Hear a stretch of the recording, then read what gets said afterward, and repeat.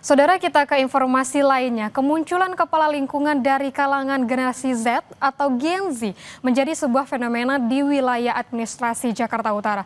Ketua RT dan RW termuda ini sudah siap dengan sejumlah gebrakan program yang bermanfaat bagi warganya.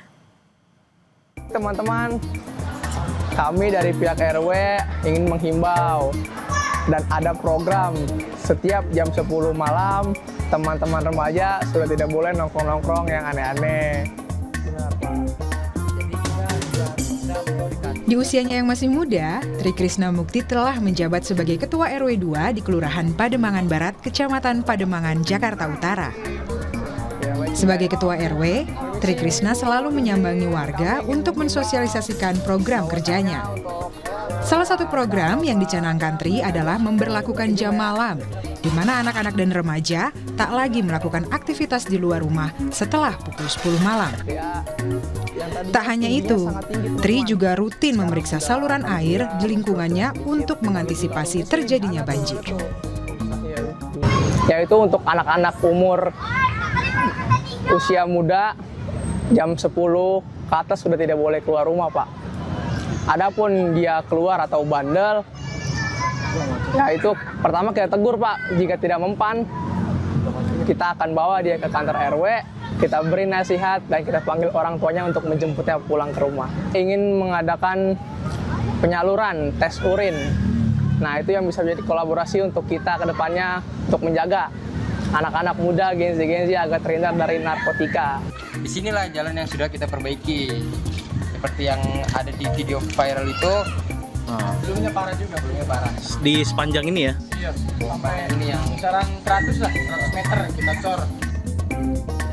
Tak hanya Tri Krisna, Sahdan Arya Maulana juga salah satu ketua RW termuda yang memiliki kepedulian terhadap lingkungannya. Baru menjabat selama 2 bulan, Sahdan telah memperbaiki jalan rusak di wilayahnya agar bisa dilewati dengan aman dan nyaman oleh warga. Pengecoran jalan di RT 7 Kelurahan Rawabadak, Jakarta Utara ini menelan biaya sampai 20 juta rupiah dengan menggunakan dana swadaya masyarakat. Sahdan yang masih kuliah semester 5 ini harus membagi waktunya untuk tetap bisa mengabdi pada warga di wilayahnya. Mau? Ya, jadi kita jadi RT itu 2 bulan yang lalu, dan kenapa mau jadi ketua RT ya kita pengen bermanfaat dan mengabdi kepada wilayah. Karena kita lahir di sini, kecil bareng, dan ya kita sebagai manusia ya harus berkontribusi untuk dan bermanfaat bagi wilayah. Berarti abang sendiri masih kuliah, Pak? Masih kuliah. Sebelumnya dari program saya itu kan pengecoran, pembangunan. Dan juga awalnya itu memang saya melakukan pengecoran itu rencana sebulan ke depan. Tapi karena saat itu ada kejadian truk terguling di situ dan sehingga mengakibatkan jalan hancur, maka malam itu kita perbaiki langsung. Sahdan Arya dan Tri Krisna adalah 2 dari sekian banyak generasi Z yang masih memiliki kepedulian dan terjun langsung ke masyarakat. Keduanya bisa menjadi inspirasi dan tauladan bahwa generasi muda bisa menjadi pemimpin untuk mengelola lingkungan sekitar. Tim Liputan, Kompas TV.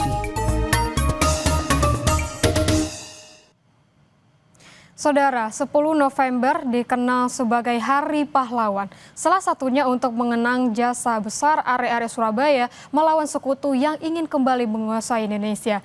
Di antaranya, besarnya perjuangan rakyat Surabaya, ada 2 sosok perempuan pemberani yang juga berjuang dalam Palagan Surabaya. Siapakah mereka? Berikut informasinya.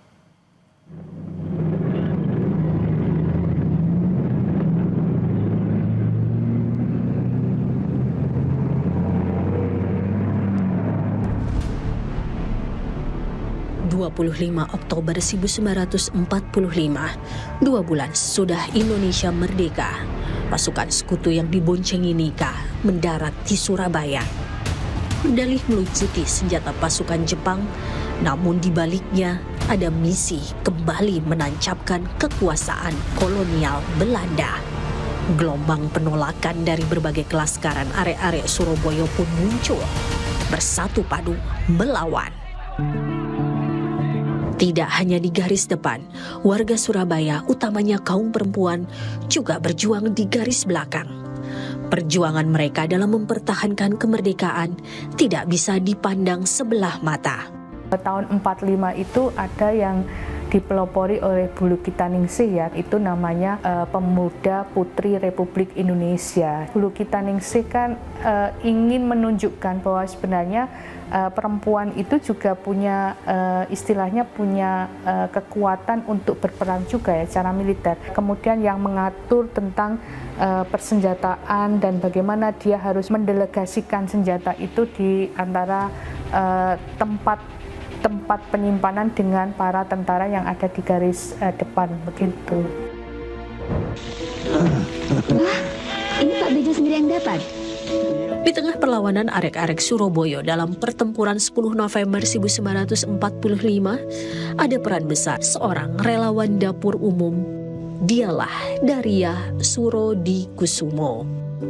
Perempuan biasa begitu, tapi kemudian dia punya kontribusi besar ketika masa revolusi itu dengan mendisiplinkan makanan, penyaluran makanan, kemudian persenjataan di medan pertempuran itu yang kemudian itu menjadi semacam punya labeling mortir begitu ya, karena dia sering melempar kunyahan sirih begitu ke beberapa tentara.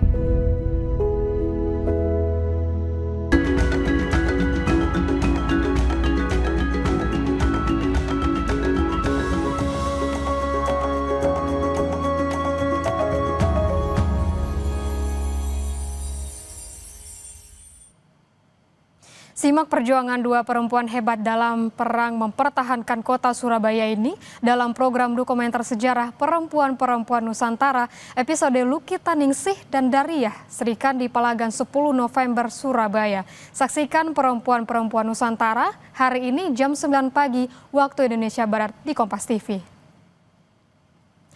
Saudara, kami akan kembali dengan informasi mancanegara. Salah satunya, kebakaran di kawasan Taman Nasional Grand Canyon, Amerika Serikat terus meluas mencapai 233 km persegi. Sesaat lagi.